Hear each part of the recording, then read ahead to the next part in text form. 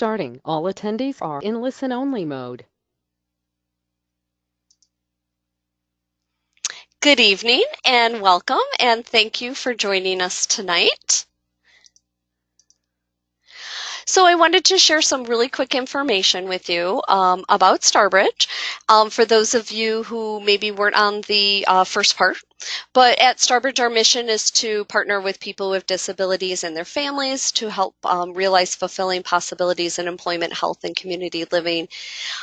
So if you want some more information about our mission or some of the things that we do, you can contact us at www.starbridgeinc.org, or we have phone numbers at the number below that you can give us a call. In addition to that, you can see that we touch lives of more than 10,000 people in the Rochester and Finger Lakes area. Some of the things that we offer are special education supports, some advocacy, our disability awareness and workshops, and tonight we're doing just that, providing you with a webinar. My name is Laura Arrington, and I'm the Family and Youth Education Coordinator here at Starbridge. Before we get started, I'm going to cover a couple of housekeeping notes. I'm going to talk to you about how to use the question pane, and we will be using that tonight. I'm going to share with you, there will be a SurveyMonkey link at the end of this presentation. You will get an email from SurveyMonkey, and you will probably hear us say this several times, but please take the time to fill that out and send that back, and that helps us to share that information with our funders so we can continue to bring you these great webinars to you for free. So before we get started, if that panel is in your way, you can see there's a little orange button. Feel free to click that and expand or collapse it as you need it.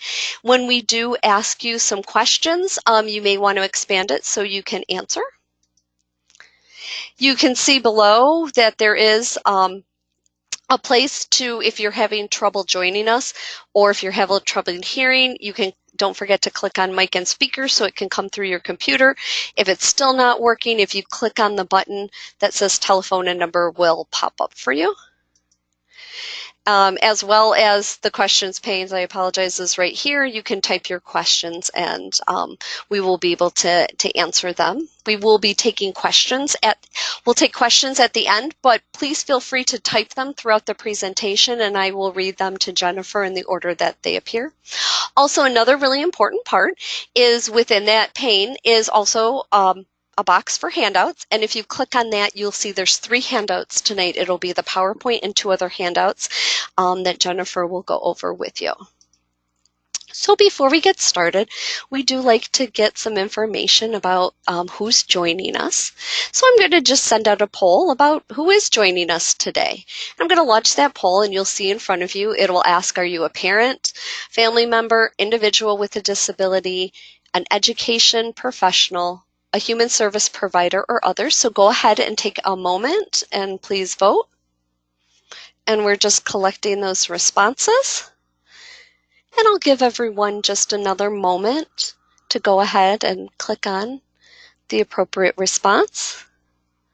So it looks almost like everyone has finished. I'm going to go ahead and close that poll, and let me just share those results with you so you can see who's joining. So it looks like 60% are parents or family members, 20% are educational professionals, and 20% are human service providers. So thank you for sharing that.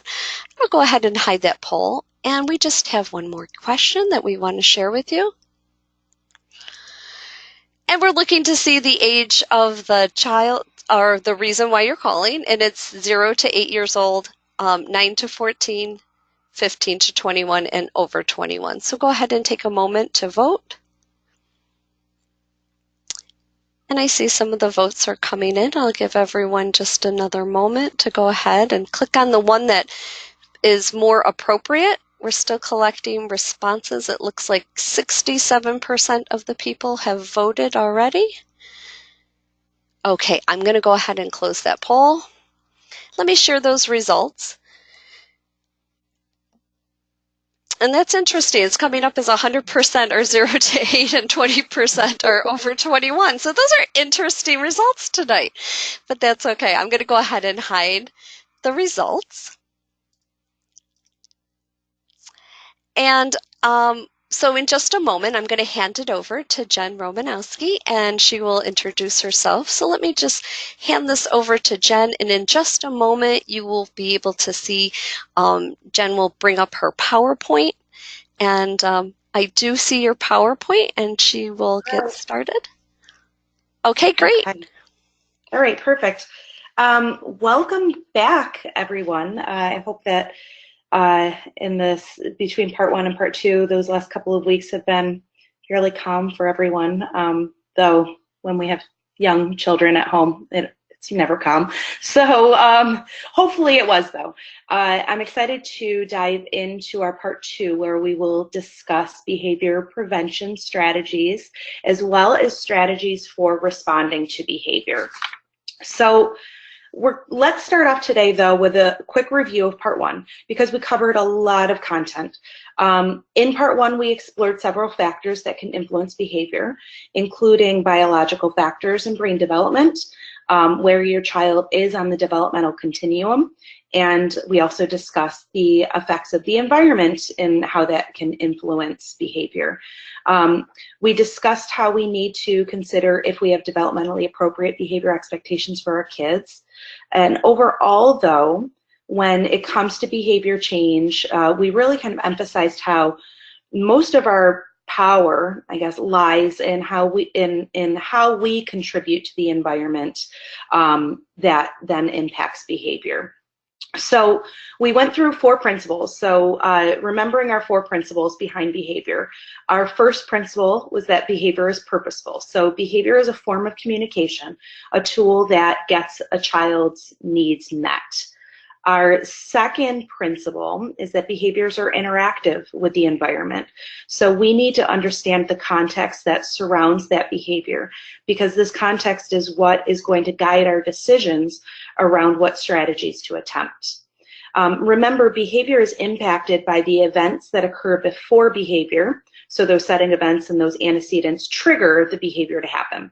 And then this is a cause and effect relationship. After that behavior, our response, or the environment's response to behavior, which is the consequence, then additionally impacts that behavior. So if that response works for the child or meets the child's needs, then the child will more likely engage in that behavior again in the future because it worked. So that all outlines really how behaviors are interactive with the environment. Our third principle then is that behaviors occur in a predictable pattern.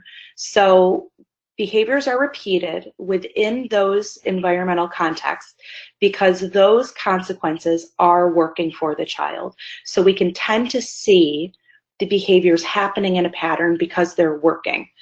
And then lastly, behaviors are learned. So every time I do this, it works for me. So I've learned that I'm going to keep doing that because it's working. So based on everything that we just discussed, we know behavior does not occur in a vacuum.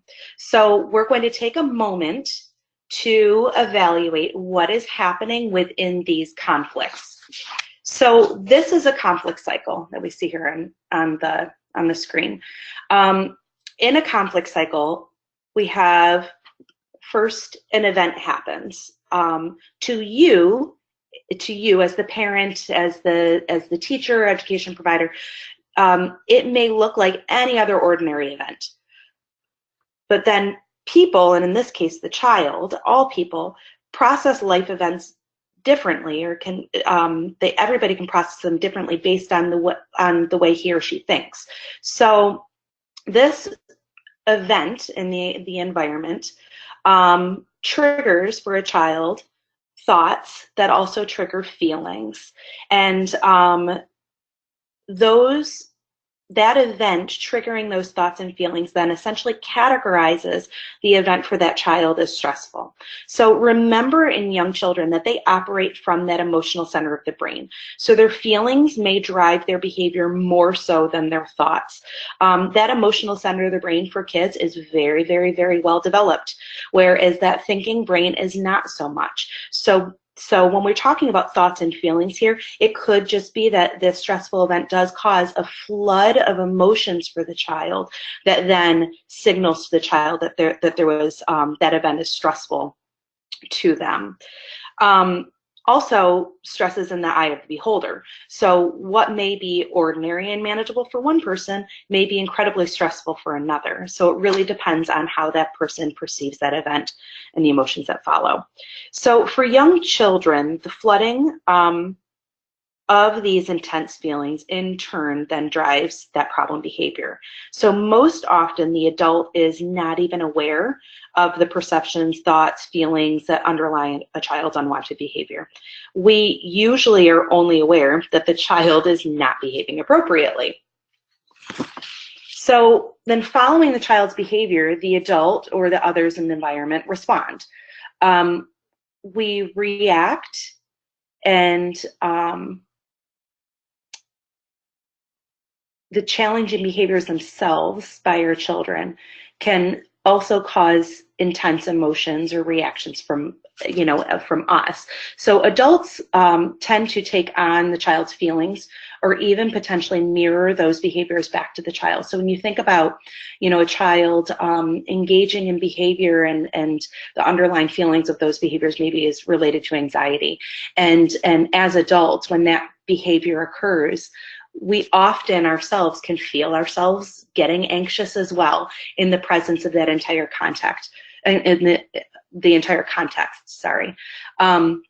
So the adult reaction, whether it is incredibly intense or not, actually, may become the next stressful event that creates the next turn of the conflict cycle. So what you see here with the arrows is that this cycle can just keep going over and over. And when you think about behavior escalation, that you can almost see like behavior operating as if it's a motor, and it just starts running and running and running. And that's that environment, because the environment just keeps responding to the behavior, and so the behavior can escalate in that way. So in the face of a conflict cycle that has turned into crisis behavior, so when your child has no control over themselves anymore, we all know what this looks like. It is important in this situation to rehearse this motto.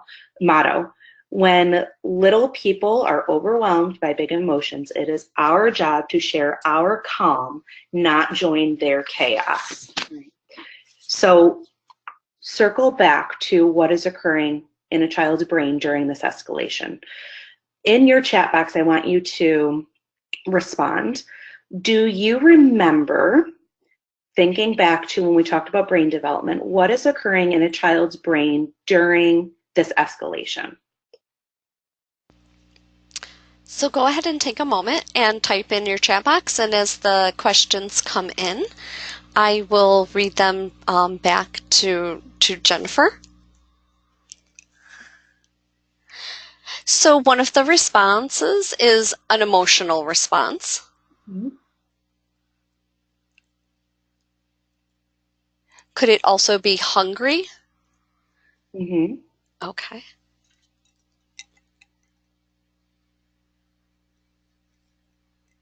I think we have a shy group of people tonight. Do we? Well, and it probably has been a long 2 weeks too. But when we talk about the emotional response, that's correct. That flood of emotion. Remember the emotional brain is that well-developed area of the brain in young children, and it will take control. So it's important to note, though, that unwanted behaviors are not always crises, but there are times when those conflicts continue to cycle to the point where the child does become in crisis. And then when the child is in crisis, you're right, the child is not accessing their thinking brain, which is where their coping skills lie. They are solely accessing that emotional, that fight, flight, or freeze response area, part of the brain, that amygdala hippocampus area, part of the brain. So their thinking brain, though, in order to cope, in order to self-regulate, they need to contact that thinking brain. So if behavior is escalated then, and the child is not contacting that on their own, we then, as the adult, must help them to de-escalate before even moving into problem solving. So we need to help them access that thinking brain. So we're going to talk about de-escalation first. So children who are in an uncontrollable emotional state will need our help to calm down. Because our kids are reacting based on their emotional non-thinking brains, they will not be able to think logically. And I'm talking about crises, and we all know what that looks like. You know, your child is uncontrollably crying. They could be thrashing. It's when you think fight, flight, or freeze. That's what we're talking about here.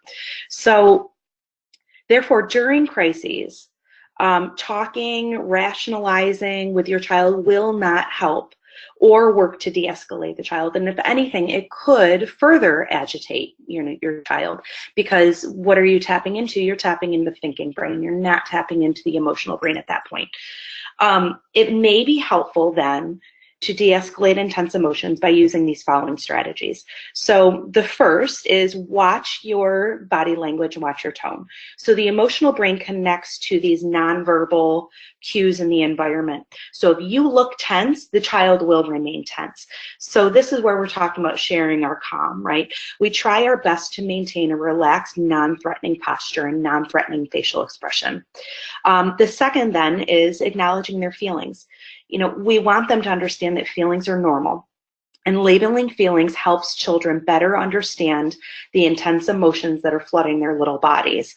So by connecting with their feelings, you're connecting with that emotional brain and starting the process of directing them to their thinking brain. So then our third area here is utilizing plenty of affirmations and validation for the child. So kids want to please. They want to do well. So for young children, affirmations can be as simple as saying, you want to do well and you try so hard you can do it.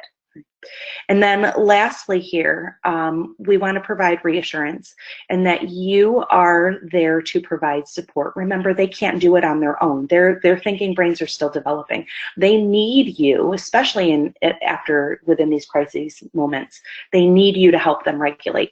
So providing that assurance to them of you are safe and I'm here to help you is incredibly important. So now, if we put all of this into the context of that emotional versus thinking brains that Dan Siegel talked about, Dan Siegel would say that we need to connect with the emotions of the right brain and then redirect to the left brain to problem solve. So we have all seen our kids in crises. Trying to reason and problem solve does not work. And that's because we're trying to tap into that thinking brain. Remember when we talked about the baby gate, that gate to the stairs up to the thinking brain is slammed closed.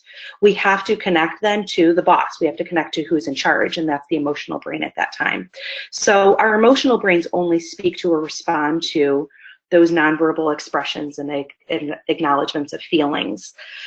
So in order to respond to our children in crises, we must start there. You may need to provide that physical comfort, use a gentle tone, just like we were talking about when we talked about de-escalation, and reflect on their feelings, show empathy repeatedly. You may have to do this over and over and over again until you physically start to see your child relax. You start to see the crying quiet. You can physically see their little bodies start to soften. Only then can you redirect them to that words and logic. You need to first connect and connect and connect and connect over and over again before redirecting. Note if the behavior is destructive, though, we first want to try to remove the child as best as we can, or remove other folks within the environment or objects within the environment to make sure that the environment is safe prior to connect and redirect. Ultimately, we want safety first, no matter what. Another tool that's suggested by Dan Siegel is called Name It to Tame It. So this is a useful strategy, especially related to fears and big emotions. So it is suggested to be used in combination with connect and redirect. So you would connect and redirect first. You connect, like I said, first, and then you may use name it to tame it, kind of following once you start getting some of that de-escalation. So the basic premise to this is that when you assign words to feelings and tell the story of what has happened, or in other words, put those events in order for the child, it helps the logical center of the brain to make sense of the experience and helps the child then feel more in control.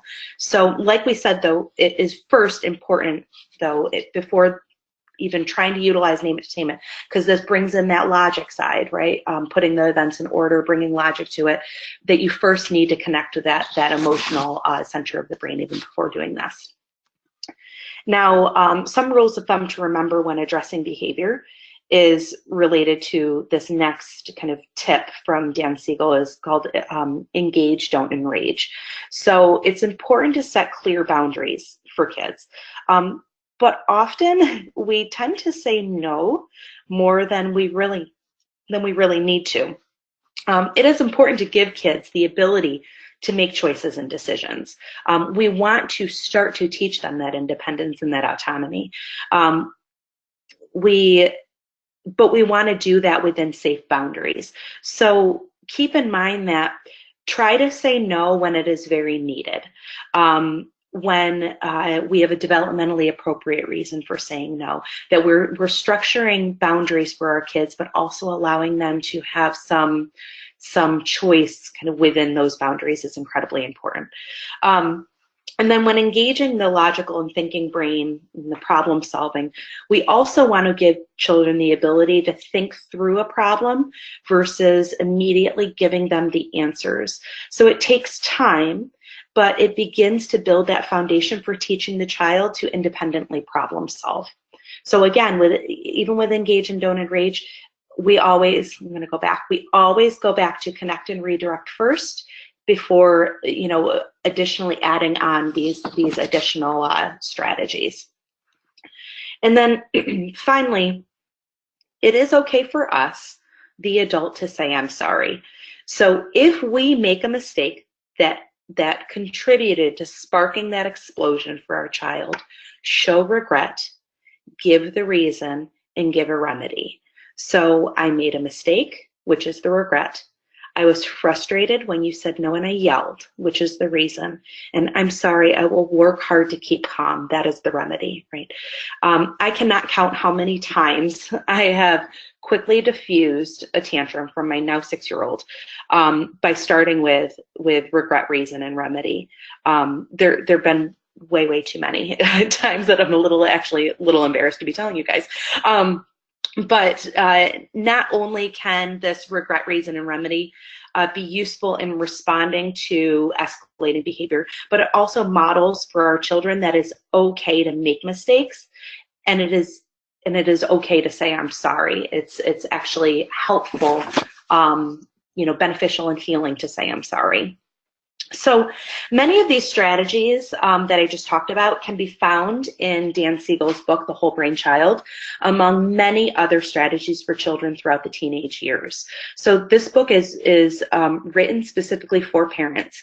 It is a very easy read. It's a very highly recommended. So I just wanted to show you guys, this kind of the cover if you did want to explore this a little bit more on your own.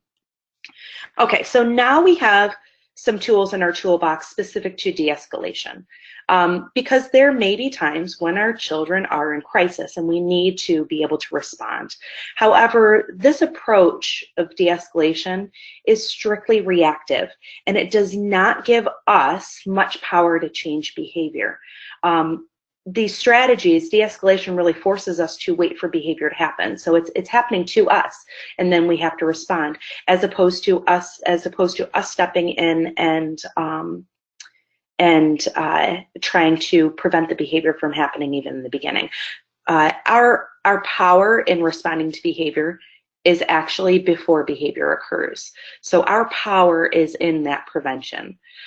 In thinking about this and thinking about our ABCs of behavior from part 1, I want you to answer in your chat box, where within this conflict cycle that you see here, where in the conflict cycle do you see that we have the power to prevent behavior? Is it at number 1, 2, 3, 4, 5 in the complex cycle there? Okay, so when you have a moment, go ahead and put the number in your chat box if you think it's at 1, 2, 3, 4, or 5. And then I'll generally read those off to Jennifer as well. So go ahead and just take a moment in your questions panes to type them in. Oh, there's some interesting answers. And then I can respond. So I see some responses are coming in. So I'm going to let everyone have an opportunity. It looks like we're just waiting for a few more people to respond, and then I'll read those off to you.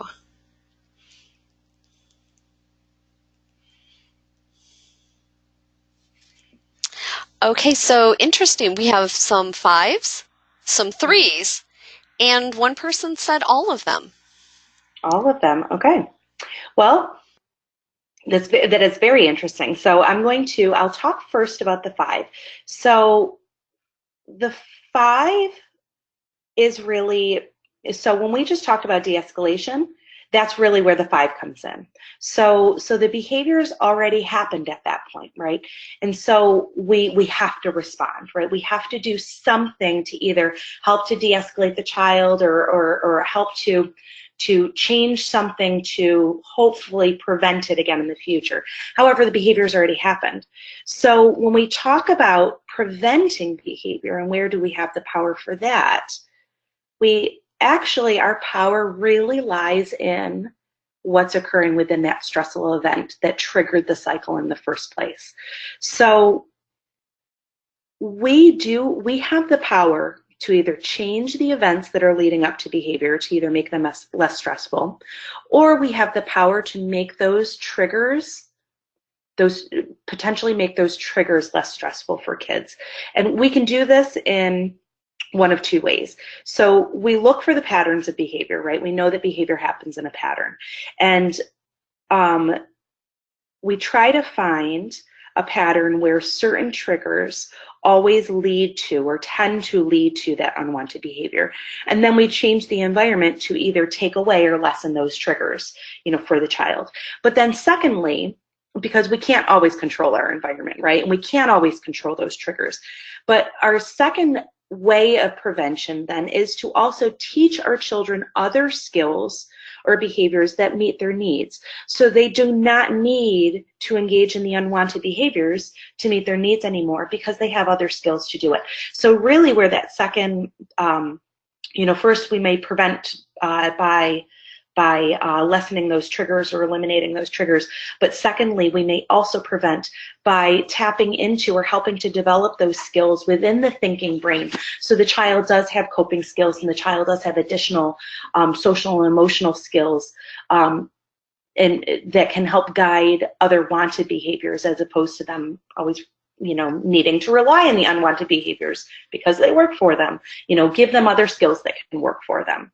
So in order to successfully apply prevention strategies, we have to first problem solve in 3 steps. So our problem solving needs to follow those ABCs, the ABCs of behavior. So when we think back to the ABCs of behavior, you want to problem solve around the antecedent, which is what is happening in the environment before the behavior. You also want to problem solve around the behavior itself. So what do I want to see my child do instead, and how do I teach it? And then finally, you want to problem solve around the consequence, which is how the environment is responding to the behavior. How can we change our responses? So that number 5, that somebody answered with, how can we change our responses to behavior to lessen the chance of the behavior happening again in the future? So our first step to problem solving is to examine the environment that surrounds the behavior, right? What triggers that behavior? What can I change or take away from the environment to help lessen those triggers? So if you can find predictable patterns to behavior, you can work to eliminate those triggers or lessen those triggers to prevent behavior. Here you see an example of a social story. and it's just a picture that I popped up here, which utilizing a social story to help lessen triggers helps to establish predictability for the child, identifies what could be expected from the environment, and what behaviors are expected for the child. Another example of helping to eliminate or lessen triggers is breaking down a routine. So teaching a routine. So this example here is brushing your teeth. It identifies step by step what is to be done to complete the task. Teaching routines such as these form habits, and when we have habits, we are less likely to see unwanted behavior because it takes much less effort, thought to engage in a habit, right? A habit's automatic. So if you've got these automatic wanted behaviors, then you are going to ultimately see less unwanted behaviors, because kids have a routine, they have a habit that's been established. So teaching routines, teaching predictable schedules, teaching through social stories, all of those things, if we can find those patterns of things that tend to trigger our child's behavior and work to lessen those triggers, is going to be very beneficial to, that's really where a lot of our power lies, I should say. So, however, the key here, though, is when we're talking about teaching rules, routines, schedules, is the key is that we need to teach. And not only do we need to teach our kids this, I mean, parents are the ultimate teachers, really. We need to teach them, we need to reteach again and again and again and again. Because with teaching, we expect mistakes, right? Teaching is not a one-time event. They got it. Oh, I taught it once, they got it, we're good. If only it was that way. In a book by Harry Wong, The First 100 Days of School, he highlights how teaching is process. So for a neurotypical child to learn something new, it must be repeated about 8 times. However, if a neurotypical child is already engaging in unwanted behavior that you want to replace with a new behavior, the teaching needs to occur an average of 28 times. It is important to note that this is for neurotypical kids. So think about how much teaching and reteaching we need for our children with disabilities, right? So when we talk about establishing routines, we talk about reading social stories, those are all parts of teaching. We need to teach those. We need to do it again and again and again and again for our kids. Now that we've talked some about preventing those antecedent triggers, we're going to look at our B and our ABC. So we're going to look at the behavior. So we want to ask ourselves, what is the current behavior? And what behavior do we want to see instead? So thinking back to everything we discussed so far in part 1 as well as part 2, thinking about that, ask yourself the question of what happens when children do not have a skill but face situations in which they need to use that skill. Think about for yourself. If you are tasked with something and you do not have the skill to do it, what do you feel inside? What happens to you? It causes stress, doesn't it? It causes a lot of stress. Our anxiety, our heart starts racing, our blood starts pumping, we might start sweating. Those are all stress responses. And then how do kids tend to respond to stress? Kids tend to respond to stress with those emotional responses. So without a developed thinking brain to rein in that emotional brain, their very well developed emotional brains are going to kick into gear in the face of those stressors. And the very well developed emotional brain is going to fire off that fight, flight, or freeze response. And therefore, in the face of those stressors, because kids do not have the skills to necessarily engage in the task or what the environment is putting out in front of them, there's the likelihood that you will see the unwanted behaviors as a response to that stressful environment that is asking for the child to utilize a skill that they may or may not have. So we need to concentrate then on teaching our children social and emotional skills that they need in order to navigate the environment. So that's our step 2 when we're talking about, or that's our B, I should say, in our 3-part around problem solving. We problem solve around the antecedent and lessening those triggers. Now we want to talk about the behaviors that we want to see. So we want our kids to have well-developed social and emotional skills, but we may not know what to teach them, right? Unfortunately, parents, we do not leave the hospital after having a child with a manual. If only we did. So to know what social emotional skills to teach, you need to consider, how can your child communicate the same message that they're communicating to you through their unwanted behavior? How can they communicate that same message in a pro-social or a wanted way? So what do you want your child to do instead? What skills do you need to teach so that your child can do that instead? So I'm going to give you a little example. So for example, your older child is playing next to his younger brother. So he sees his brother with his favorite toy. So he grabs the toy and the younger brother grabs it back.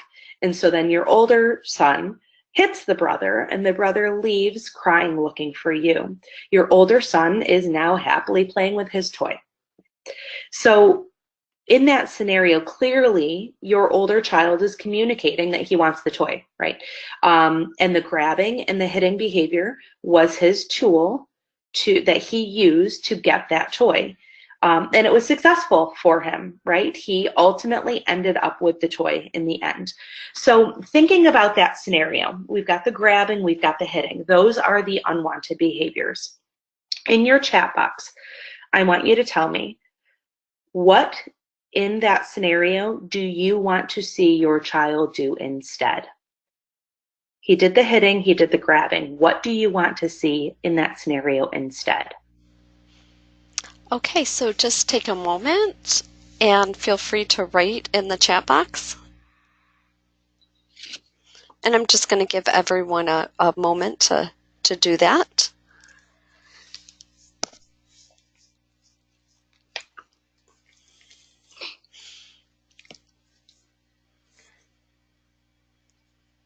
And we have a couple coming in. I'm going to give everyone another moment or so to take a time. And there's no right or wrong answer. Please know that.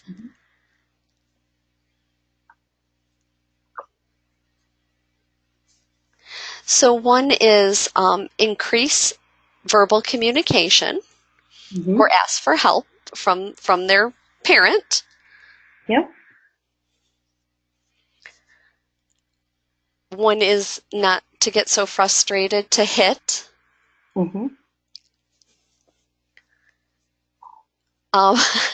Another is to learn how to share. Yeah. No, that's right. Yeah. Get along with siblings. Yeah. Okay. Okay, so that looks about it. So thank you so much. So what I'm hearing there is we want to increase asking.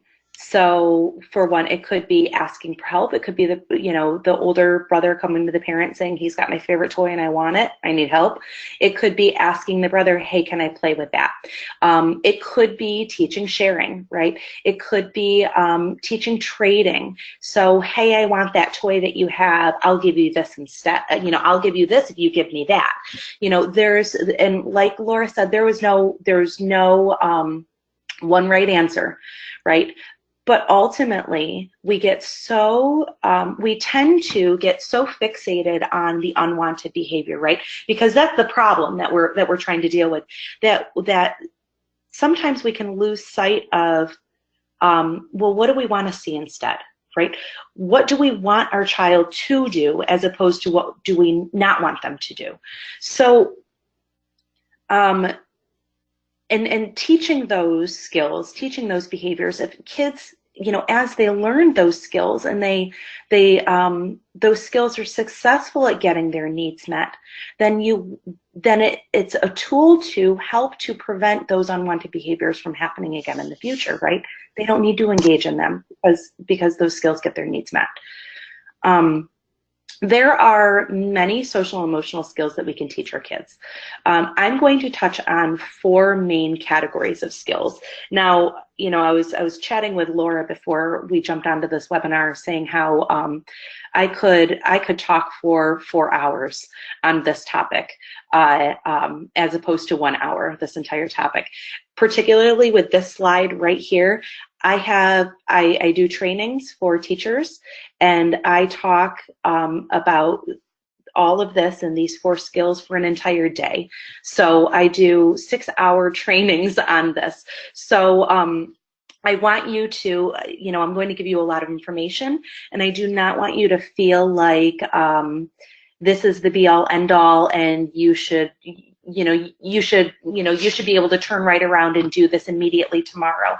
But hopefully this at least starts you thinking around what are the things that I should focus on, or that I want to focus on teaching my child to do, as opposed to getting so consumed in those behaviors of what I don't want them to do.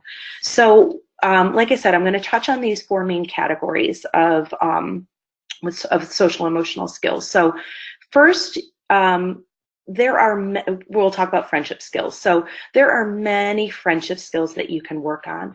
I heard already, somebody mentioned one, which is sharing, right? I want my kids to share, right? Turn taking and sharing are 2 friendship skills. Saying I'm sorry is another friendship skill. Helping others, initiating play, coming up with play ideas, accepting others' ideas. Those are all friendship skills. So we want to think about, within the realm of friendship, what makes a good friend, and how can I teach my child those skills? The second skill set listed is emotional literacy. So when I say emotional literacy, I mean a child's ability to recognize and label his or her emotions, as well as emotions in others. So emotional literacy is the first step to self-regulation and recognition for the child that they need to engage in coping skills. So we need to use as many emotion words around our children as possible. We need to explicitly identify our own emotions, identify their emotions, talk about context clues that clue us into those emotions that he or she is feeling. For example, I see you're smiling, you're so happy. Or, oh, your hands are in fists and your body's shaking, I think you're really mad. We also want to verbally describe step by step what you are doing to successfully deal with your own emotions. So as the adult, I'm really mad. I'm going to go take a walk because it helps me calm down. Verbally, step by step, modeling for the child those coping skills linked to emotions is incredibly important. So doing all of this, so when we start with emotional literacy, right? We need emotionally illiterate children. So doing this helps us begin to teach then anger management for our children. So specifically, children need to be able to recognize how their body feels and to be able to identify the emotion prior to being able to manage it, right? They need to be clued in that there is even a problem before that problem spirals out of control. Teaching your child specific coping skills they can apply to help manage anger particularly is important. We cannot say just, breathe, because children do not know how, right? Deep breathing, they do not know how to do it. We have to explicitly teach that, to our kids. We teach them slow counting, slow breathing. We teach them to go and find a quiet space. We teach them potentially to go and find us, right? When they're having those intense emotions, so then we can help calm them.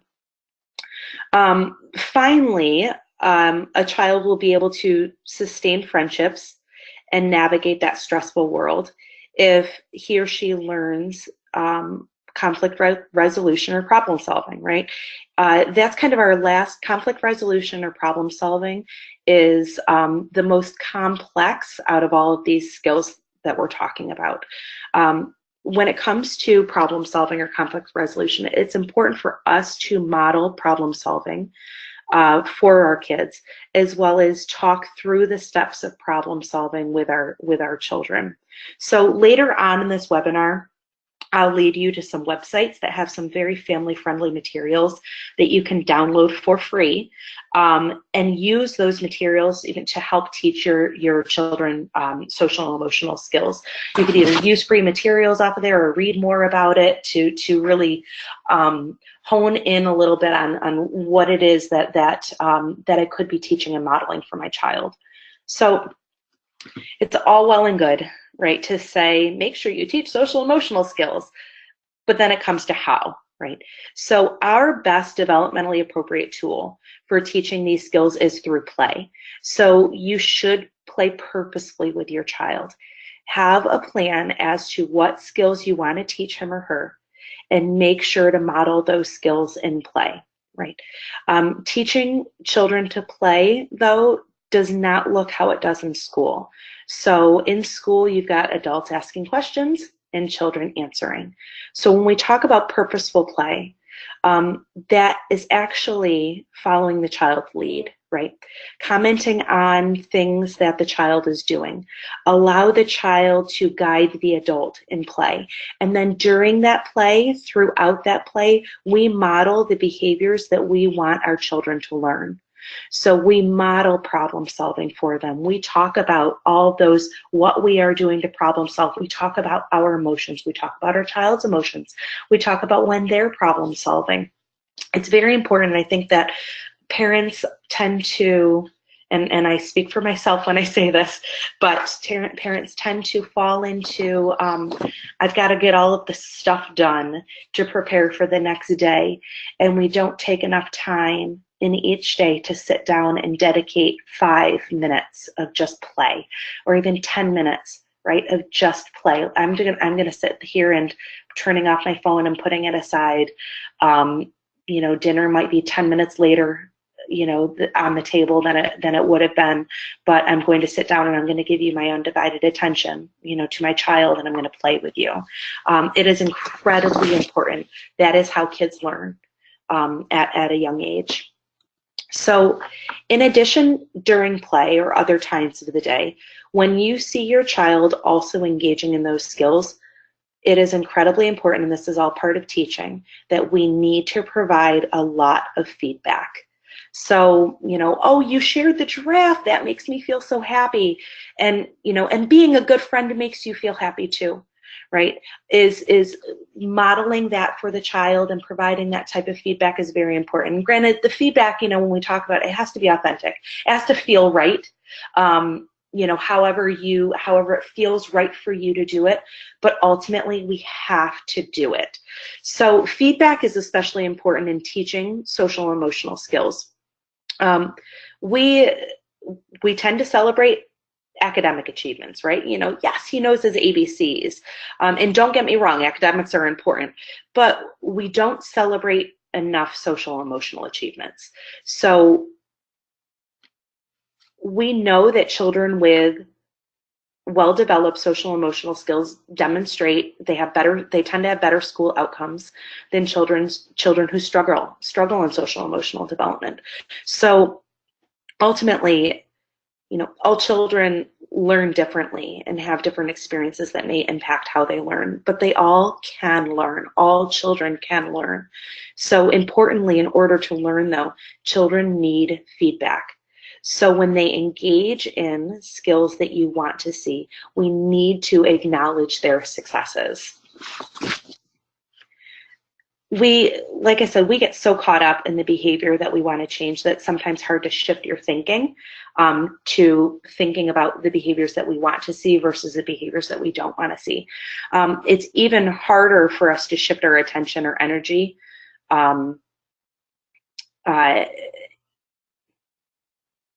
well, I already said that, but shift our attention or energy away from those unwanted behaviors to the wanted behaviors. So this slide right here, and this is one of your handouts, this encouraging positive behavior handout here. This slide shows a little activity that you can do on your own time to break down this process for you. So it's kind of like your how-to guide. So in the first column, this left-hand column, you would list all of the behaviors for your child that you want to see less of. Right? The behaviors, those unwanted behaviors that you want to see decrease, you list in that column. Then in the middle column, you list the behaviors that you want to see more of. So we need to consider, though, for those behaviors that you want to see more of, are those expectations developmentally appropriate? Are they realistic for my child? Are there other baby step behaviors that my child could more realistically do that I should expect first, right? Do I need to break, is my child going to immediately be able to share? Maybe not. So are there other behaviors that I need to also teach that I may need to teach first before I teach sharing? So, and then finally in the last column, you would list then specific ways that you plan to encourage each behavior you want to see more of. So explicitly identify how you are going to give praise, how you are going to give positive feedback for those behaviors that you want to see more of. So these websites here were the ones that I was referring to earlier. These websites have wonderful free materials all around what social skills to teach, how to teach them, and resources to help support teaching social emotional skills as well, those free resources. Under that first website, so the vanderbilt.edu website. Specifically look under family tools and practical strategies. Some of the great tools in there are the Tucker the Turtle anger management visuals, visuals of problem solving, and as well as visuals for solution cards, so solutions to problems. There's some great visuals that you can print off really big, you can print them off small. Under the Backpack Connection series on the National Center for Pyramid Model Innovation site, there are a number of briefs that cover topics like behavior, establishing rules and routines, teaching certain social skills, among many others. And the briefs are written specifically for parents, so they're incredibly parent-friendly. And then finally, the NACCE site there at the end provides many materials also specifically geared toward families. So I really would encourage you all to explore these free materials. They're all online, right for the picking. All right, so finally, the third step to problem solving around behavior is to focus on our C in our ABC. So that's focusing on the consequences. So this is where you need to consider, when my child engages in this unwanted behavior, what is he or she getting that is working for him or her? And what might be the function of the behavior? So most importantly, we want to think about, how can I change my response so that I no longer reinforce the unwanted behavior? So for example, if my child is getting that toy after grabbing it and hitting his brother, that function of behavior then kind of falls along the lines of right here, right? Obtain and get. He obtained or he got something tangible right here. So, he hit, he grabbed. What resulted in the hitting and grabbing? He got that favorite toy. He got that he obtained something tangible. So how do I change those consequences so they no longer work? I don't want him to get that tangible thing because he hit and grabbed. I'd rather him get that tangible thing because he asked for it, right? He asked nicely for it. He asked for help, or he traded, a toy with his brother. That's how I want him to get that thing. So ultimately, what you want to consider when it comes to how we respond to behavior is, how do I change those consequences so they no longer work? How do I make sure that he doesn't get the toy for grabbing and hitting? How do I make sure that he does get the toy, though, when he asks for it or when he comes to me for help? So this slide right here is, I'm giving you an overall example then of those three steps that you need to consider when you're thinking about problem solving around behavior. So I'm going to give you a little scenario, and then we're going to work through each of those steps. So in our scenario, whenever I bring my child to the grocery store, he throws a temper tantrum, right? He screams, he thrashes, he holds his hands over his ears, he attempts to jump out of the cart. I usually have to leave the store, which removes him from the loud, stimulating, grocery store environment.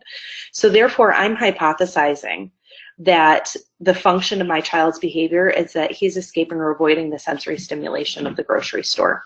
So in our three-step process, we're to break that scenario down. Then our three-step process is we need to focus on the antecedent, we need to focus on the behavior, and we need to focus on the consequence, right? So first, I'm going to focus on the antecedent. I want to lessen those triggers. So what I'm going to do to lessen the triggers of the loud grocery store is I'm going to first read him a social story, right, about going to the grocery store. I'm going to do it over and over and over again. So he gets very familiar with the routine of the social story. Then I'm going to teach him a routine to do in the grocery store. So I'm going to show him a shopping list of 3 items, and I'm going to have him help me cross off the items as we get them, right? So what that shows is there's this routine, and we've already got 1 item, we've only got 2 more, and then we're done.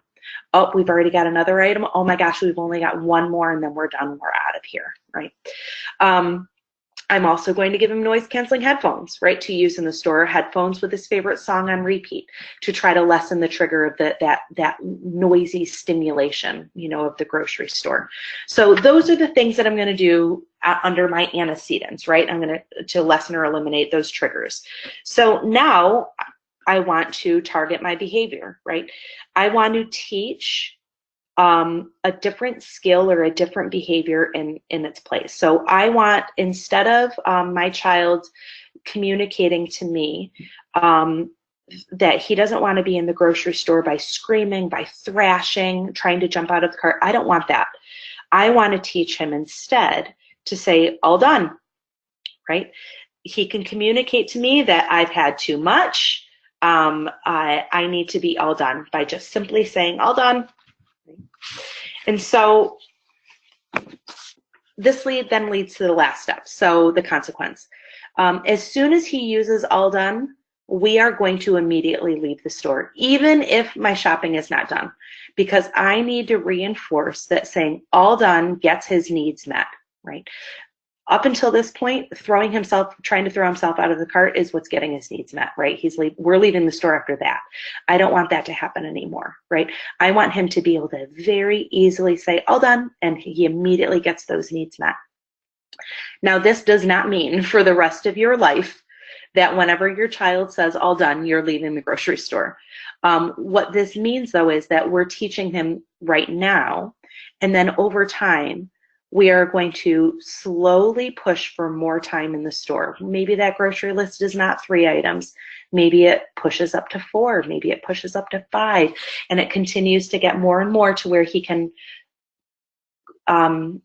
better develop those skills and be more comfortable with staying in that store longer and longer. But initially, in the beginning, he needs to know that his words, all done, have great power in getting his needs met. So now, if he thrashes or screams, though, I do not leave as long as he's showing that unwanted behavior. So if he thrashes and screams to leave the store, I connect and I redirect. I prompt him to use his other skills. You're mad because you do not like the store. It is loud. You can say all done and we will leave. Right? So you prompt him to that behavior that you want to see instead. So this is just an example of those 3 steps when we're talking about we want to eliminate or lessen the triggers, those antecedents, we want to teach a new behavior, and we also want to change how we respond to behavior. So ultimately, it's important to remember that our children's unwanted behavior may have been present for a long time prior to us getting to this point, right? Which means they have a long history of that behavior working for them. Or sometimes it seems that they perfect their unwanted behavior pretty quickly. It's especially good at getting their needs met. Ultimately, though, consistency is key for behavior change. So therefore, Also make sure that you develop ways to communicate with your child's school, communicate with the teachers, communicate with service providers, to make sure that everyone's on the same page around what you are doing to help to support your child, and what they are doing, and making sure that there is a common goal and everybody is working to that goal in the same way. And please remember that behavior change does not happen overnight. So be kind to yourself through the process. It is a process. It's not an event. You will hit bumps, but know that any little mistake will not totally negate everything that you've worked toward. Even if you do have a setback, you can still move forward and you can still have meaningful change. So give yourself that time, right? And lastly, I leave you with a list of general resources. These are all resources specifically geared toward families that I would really encourage you to take time to explore at some time. I know that Laura has, she already spoke to you of a feedback survey that we would love your feedback. I use feedback.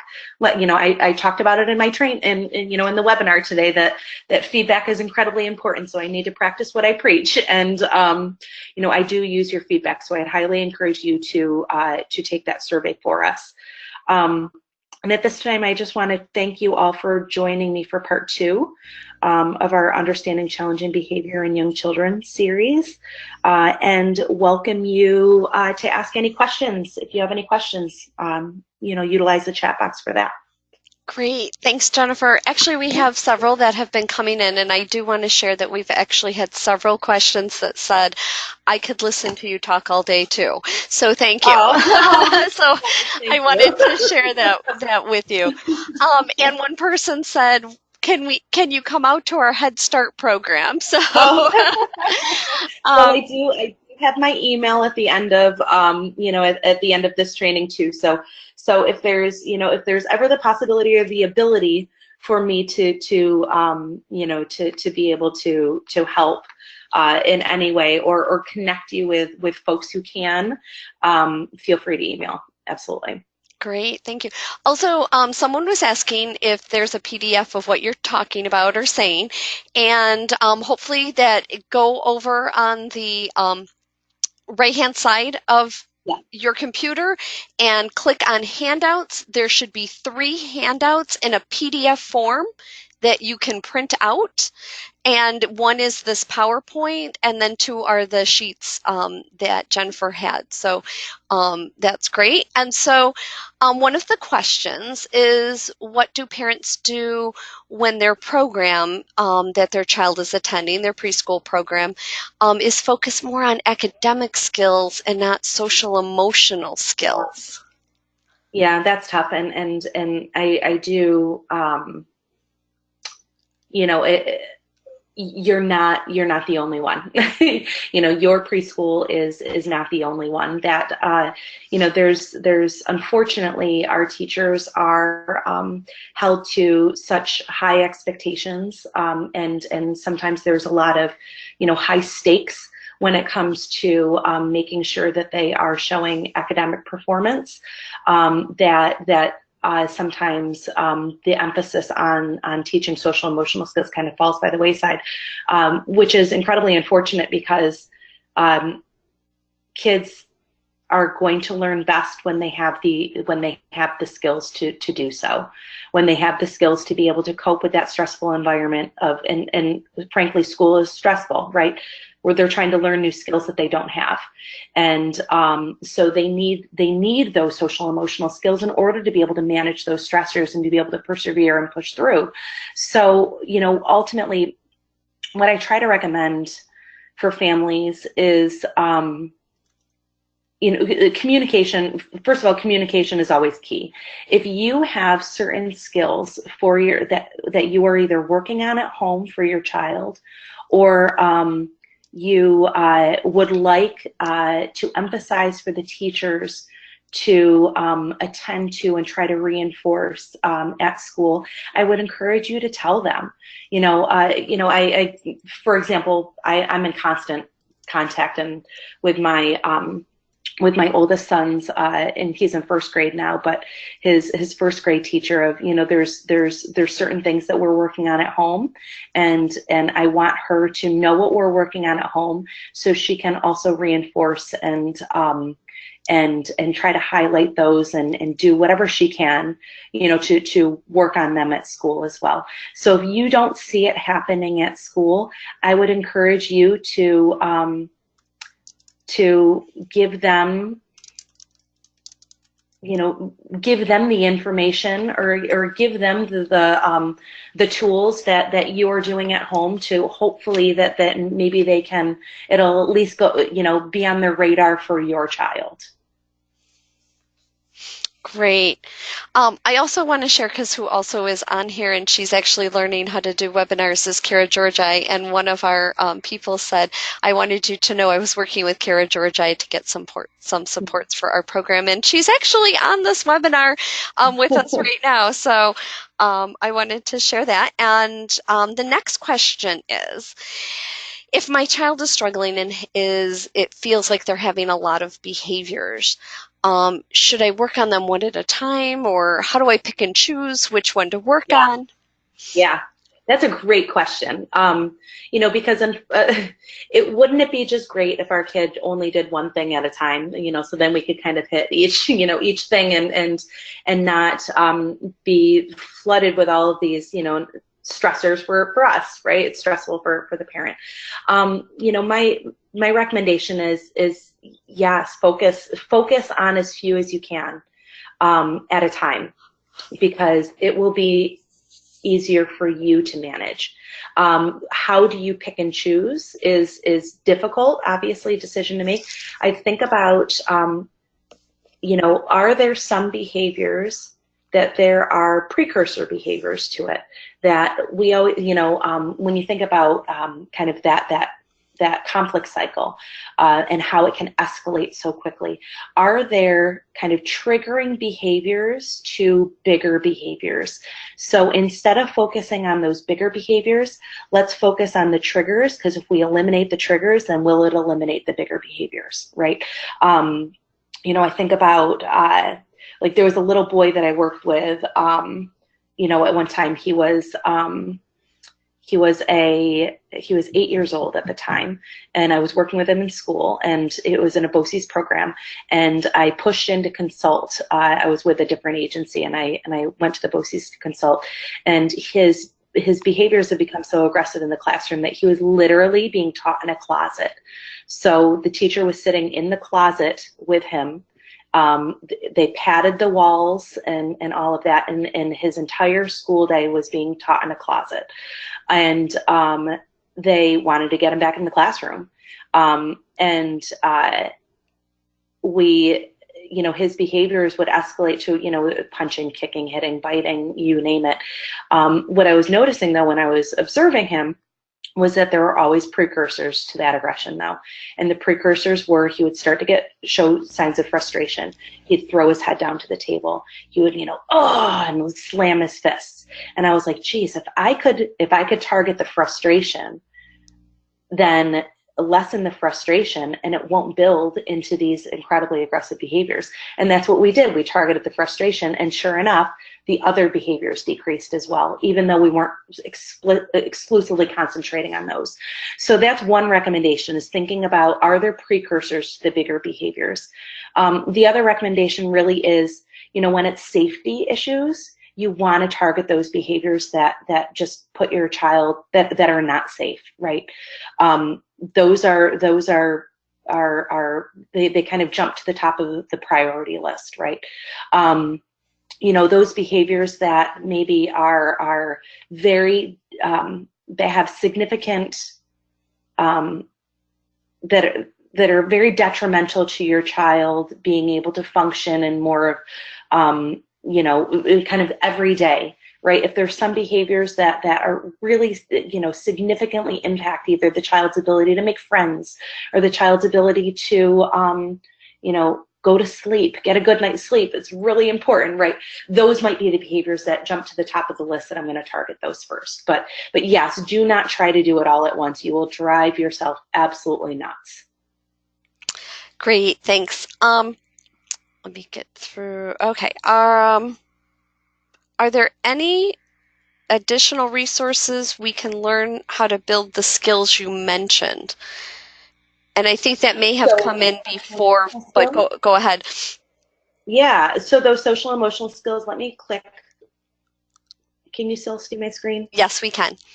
Okay, good. All right. So this slide right here, and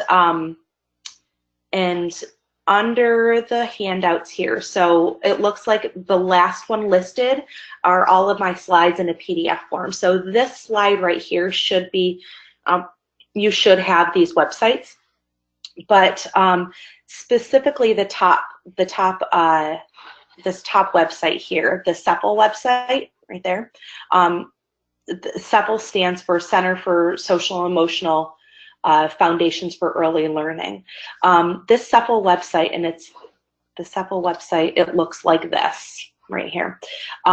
You can click on, where is it? There's area right here, Family Tools. Click on that. There's a number of tools. Practical Strategies, clicking on Practical Strategies here. There are a number of tools that you can immediately, you can download and turnkey and use. Under the training modules, they actually do have additional materials. I mean, this site has a ton of materials. If you just start clicking around, you can find a lot of materials to help support teaching those social emotional skills like we talked about. Great, thank you.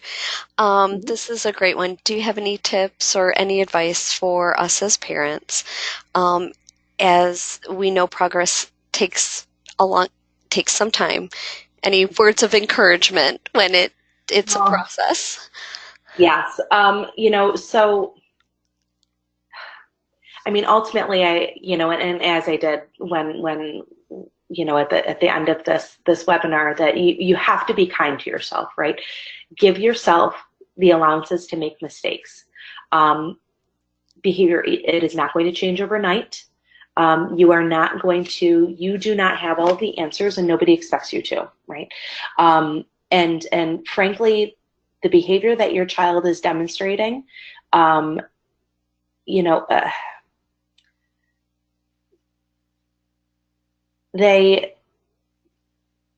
it's a problem because they've gotten really good at it, right?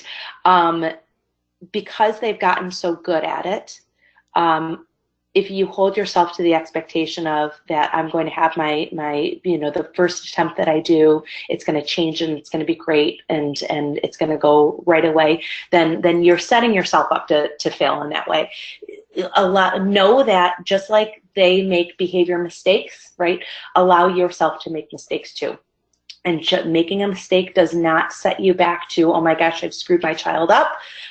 Because clearly you haven't screwed your child up. You're doing something to try to intervene, right? You're not just washing your hands of it and leaving it, as it is. So you just like you let your child make mistakes, let yourself make mistakes too. And do what you can do also to do something for you. Parenting is hard. And again, I wish that I practiced what I preached in some of these ways, because I don't think that, again, as a mom, especially moms, I feel like we don't do enough for ourselves.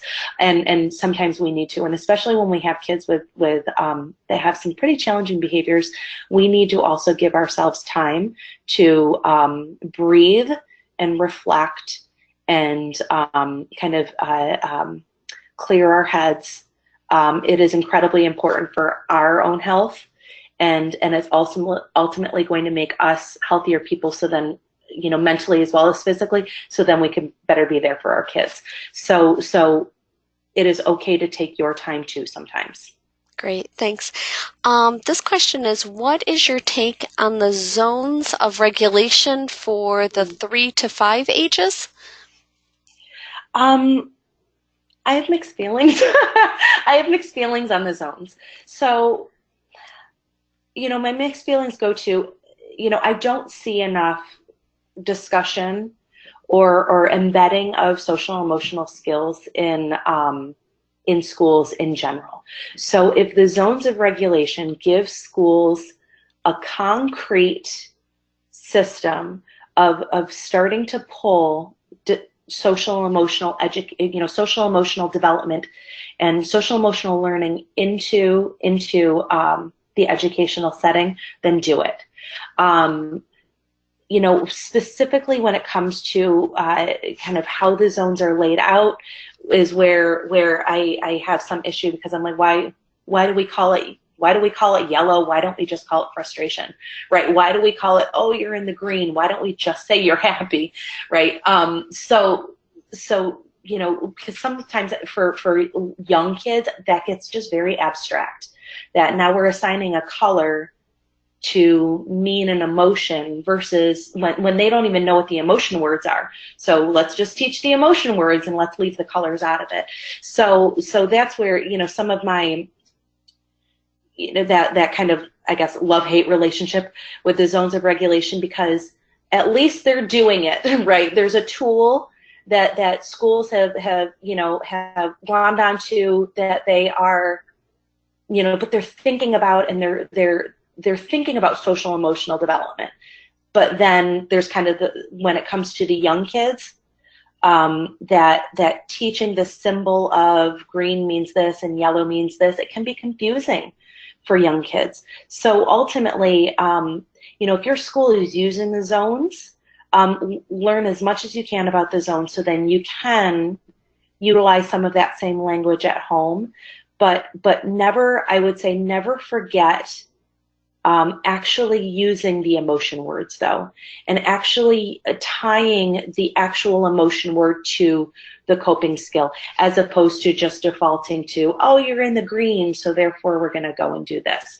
Pull of that emotion word in as well.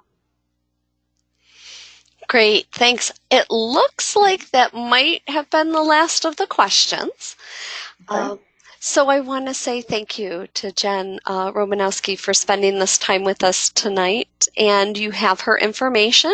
And as she said, please take a moment to, in about an hour, you will get a link to a SurveyMonkey. If not tonight, tomorrow, please fill that out and give us your feedback. We share it with Jennifer, so it also helps and supports her, and it also supports our funders, so we can bring this information to you for free. So Jennifer, is there anything else?